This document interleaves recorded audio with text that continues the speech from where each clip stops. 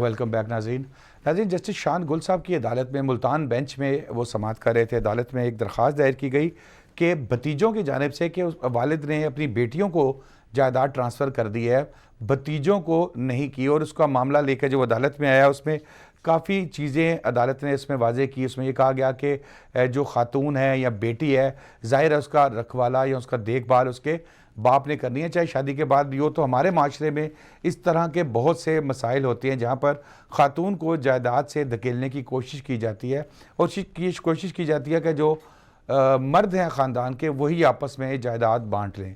जी जनाब मोहसिन भाई। जी शादाब साहब, ये बहुत अच्छी जजमेंट है जी जो शान गुल साहब ने दी। एक मेरे हिसाब से जो जी हमारे माशरे में जो औरत की इंडिविजुअलिटी है वो एग्जिस्ट नहीं करती है। आप भी अपने इर्द गिर्द देखें कि आपने किसी लड़की को अगर अगली मोहल्ले में भी भेजना है तो आपने उसके साथ कोई बंदा भेजना है कि इसको साथ गार्ड करना है जी आपने। तो जिस तरह के माशरे में हम रहते हैं यहाँ पे हमारी जो बायसनेस है towards our sons and daughters वो भी बहुत मुख्तलिफ है जी। किसी भी आज भी इस तरह की मिसालें आपको मिलेंगी बहुत सारे घरों की जो यहाँ तक कहते हैं कि जी आपके घर अगर बेटी पैदा हुई है तो इसकी मिठाई नहीं बांटनी आपने। तो इसी तरह की बहुत सारी चीज़ें अगर आप गैदर करें और इसको फिर उस जाविये से देखें इस जजमेंट को कि जो पास हुई है तो ये बिल्कुल ठीक हुई है जी। अगर उन मोहतरम के बेटे नहीं हैं तो वो अपनी जायदाद अपनी बेटियों को क्यों नहीं दे सकते। ये एक बहुत वैलिड पॉइंट है। आप अगर और भी नज़र दौड़ाएं, आप पाकिस्तान के कानून भी देखें तो ये जो इन्होंने कानून बनाया था जी law against harassment at workplace for women, तो इसके बाद 33% का इंक्रीज़ आया है जी रिपोर्टिंग के अंदर, जो कि सारी औरतें कहती हैं कि हमारे साथ ये मसाइल पेश आते हैं जब हम नौकरियों पे जाती हैं। तो मेरे हिसाब से तो जी ये डायरेक्शन बिल्कुल ठीक है कोर्ट की और इसी डायरेक्शन में जी चलना जी हरल साहब, ये भतीजे उठ के पहुंच गए हैं, यानी कि वो बच्चियों का बाप है, अपनी बच्चियों के नाम पे जायदाद लगा रहा है और भतीजे तीसरे महल्ले से उठ के पहुंच गए हैं कि भाई, और उन्होंने अदालत से रुजू कर लिया है कि भाई ये जायदाद हमें दी जाए।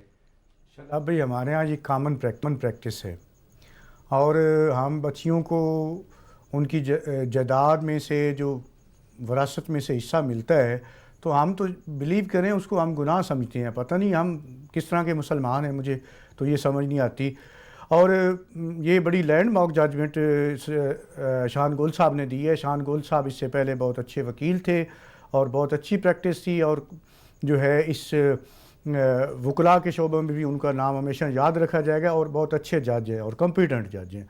तो मैं तो उनके सामने काफ़ी दफ़ा पेश हो चुका हूँ और ये जजमेंट में जो उन्होंने होल्ड किया है तो ये तो वैसे कानून भी यही है, कानून के मुताबिक फ़ैसला दिया है और इसकी इम्प्लीमेंटेशन होनी चाहिए। और मैं समझता हूँ कि इस इशू पे हमारी अदालतों को और हमारे उलमा कराम को एक स्पेशल जो है वो टास्क दिया जाए और स्पेशल रोल प्ले किया जाए ताकि औरतें जो हैं वो अपने हकूक़ से महरूम ना हो सकें और उनको अपनी विरासत में से जो इस्लामी विरासत है उसका क्या तरीक़ाकार है? देखें, अब विरासत जो होती है जब इसमें पूरा एक जो है ला वो लेट डाउन हुआ है, कोई आदमी जो है वो इशू लेस जाता है, जैसे मेरे ख्याल है इसमें भी वो इशू लेस गया है। कोई आदमी जो उसके बाद जो उसकी जो वाइफ है उसको 1/4 हिस्सा जो है उसकी विरासत में से निकलता है, बाकी जो रिमेनिंग उसकी प्रॉपर्टी होती है वो उसके भाइयों को और उसके अगर पेरेंट्स ज़िंदा हैं तो उनको चली जाती है। तो इसी तरह ये सारा जो एक तकसीम है वो उसमें जो जितने भी किसी का हिस्सा है वो तयशुदा है इस्लाम में और शरीयत में भी और हमारे कानून में भी, तो उसमें कोई दूसरी राय नहीं है।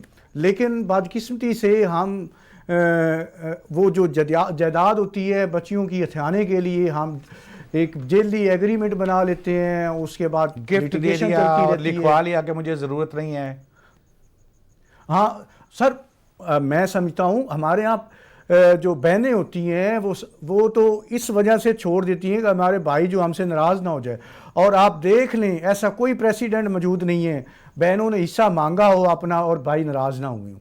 तो भाई तो अगर वो हिस्सा अपना हक मांगती हैं तो वो उनका मरना परना छोड़ देते हैं। तो इस तरह के हालात हैं हमारे और हम मुसलमान बने फिरते हैं। बहुत शुक्रिया गुलाम अब्बास हरल साहब आपका, मोहसिन मुनीर चिश्ती साहब आपका।